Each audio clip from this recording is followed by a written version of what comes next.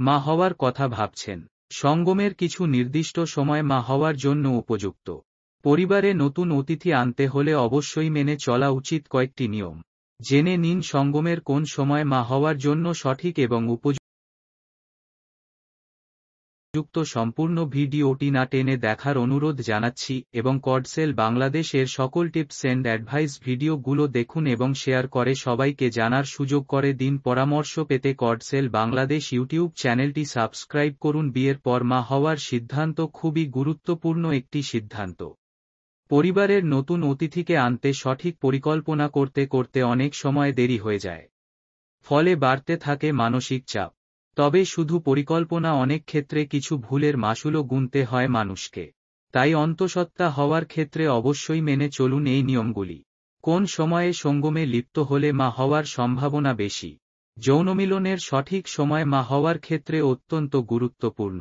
ঋতুস্রাবের প্রথম দিন থেকে 13-14 দিন পর শরীর সবচেয়ে বেশি প্রস্তুত থাকে।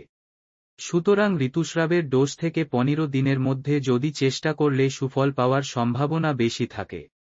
তবে এক্ষেত্রে মাথায় রাখা উচিত যে শুক্রাণু শরীরে প্রবেশ করার পর 5 দিন পর্যন্ত কার্যকর থাকে, কিন্তু ডিম্বাণু 12 থেকে 24 ঘন্টা পর্যন্ত কার্যকর থাকে।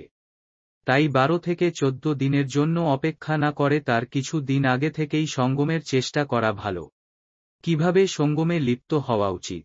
সঙ্গমের ক্ষেত্রে কেউ কিভাবে সঙ্গমে লিপ্ত হচ্ছেন তারও একটি তাৎপর্য রয়েছে। এক্ষেত্রে কিভাবে সঙ্গমে লিপ্ত হওয়া উচিত সেই পরামর্শ স্ত্রী রোগ বিশেষজ্ঞদের থেকে নেওয়া যেতে পারে। গর্ভ নিরোধক ঔষধ কি খাওয়া উচিত? এক্ষেত্রে উত্তর হল গর্ভ নিরোধক ঔষধ নেওয়ার আগে চিকিৎসকের সঙ্গে পরামর্শ করে নেওয়া উচিত। তবে কেউ যদি গর্ভ নিরোধক ঔষধ নেন তবে মাথায় রাখা উচিত এই ঔষধ খেলে ঋতুস্রাবের স্বাভাবিক প্রক্রিয়ায় ফিরতে কিছুদিন সময় লাগে।